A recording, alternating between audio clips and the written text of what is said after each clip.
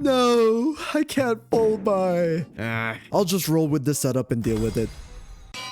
Huh? What's that?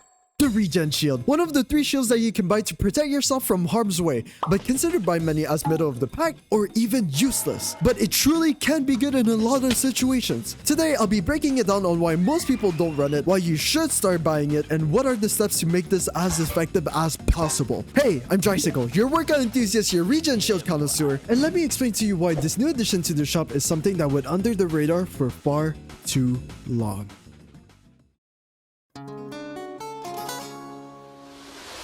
What is this thing exactly? It's a new layer of protection that was added on November 19th, 2024. The patch where my boy Omen could no longer do his one-ways. May you rest in peace, brethren. Costing you 650 credits for a total of 25 shields? Is it really the same as a light shield?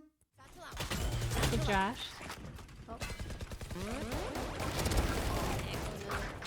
Your one's up having 40 on the nice. Damn.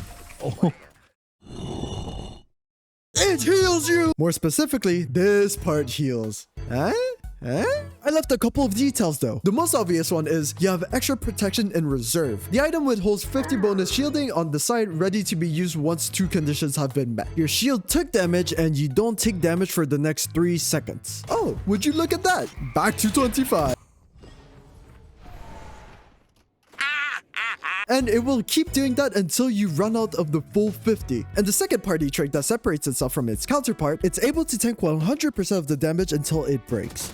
Unlike the others, which tank only 33% of the damage received, this one frontlines for you until the very end. So with all that said, why isn't it bought more often? Like you've already guessed, it leaves you vulnerable to a ton more guns. And in a game where the time to kill isn't any higher than a second, every millisecond matters when the skill level is equal. Because that can be the difference between you living, dying, or getting traded by a teammate.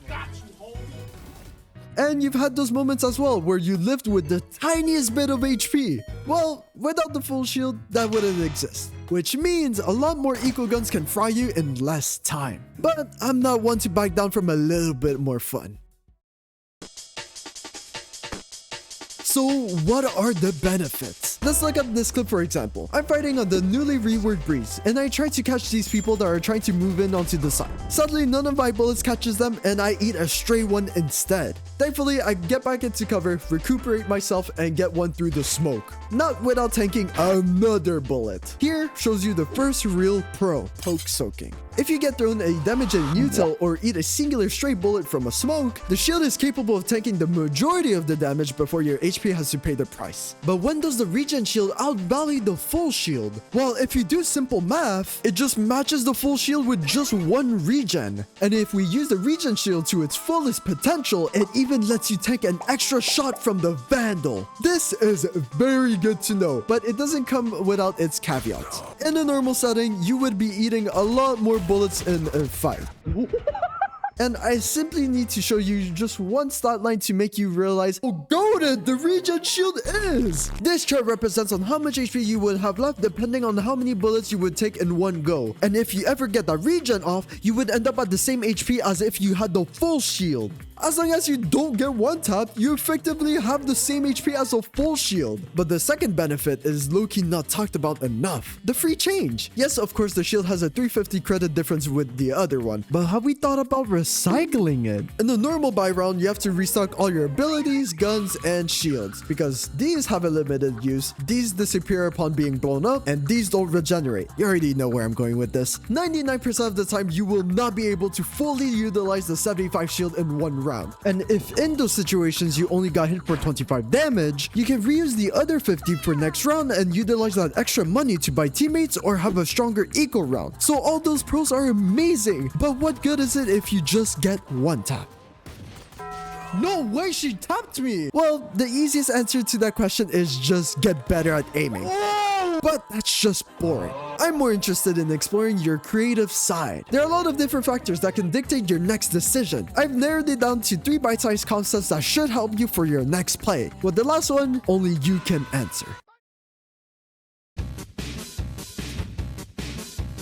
So how do you make plays? You definitely cannot start making hero plays without backed up info, or you will get fried. So the first question you'll need to answer is, what are the team's economic situation? Are you ahead? Is it even? Or are you on the back foot of things? If it's the latter, oh, we're gonna have a good time. Since on paper, you're already at a lower chance to win since they have a stronger bite than you and your team. So you might as well test some things out. Smoke inside of the side, make them worry about a lurk or something. Entry mid, because let's be honest, no one likes holding mid. Or use your util when chaos ensues. Even if things go south that round, you basically have nothing to lose because it's an equal round. However, if the table is flipped over its head and you're the one with a lead, we do not need to take these unnecessary risks to win the round. Because if you die with a Vandal in hand, they get to wield a real weapon, along with the area you were holding, which is considerably scarier compared to a long-range stinger.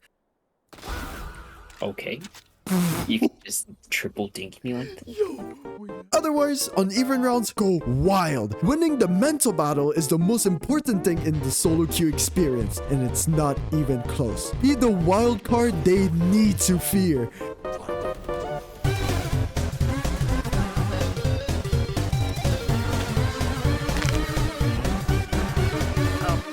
But going in without a plan is a death sentence. That was straight dookie. So that's why you need to gather information on habits. Knowing what your team has already done and what the enemies have been doing gives you an amazing baseline to go off of. It's crucial information which can lead to you getting a clip of your life or falling flat the moment you took your first breath. In this clip, me and my team are too poor to afford anything big, but I've noticed that the Sage rotates through mid whenever she rotates between sides. So I picked my spot and waited for the perfect time to strike. And then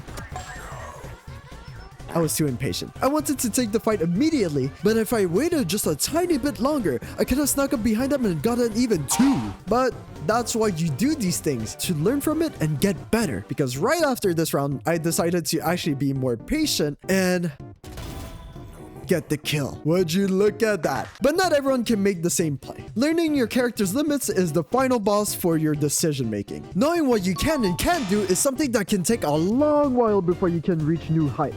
But that shouldn't stop you from limit testing everything about your character. Keep trying and you'll cash out big time. Or you could just pick the agents that heal. It's that simple. And that's the end of the video. I hope you guys enjoyed that. I don't usually do Valorant content like this, but if you guys enjoyed it, please let me know by leaving a like down below. But with that, I'm Tricycle, your workout enthusiast, your regen shield connoisseur, and I shall see you guys on the next one. Shoop!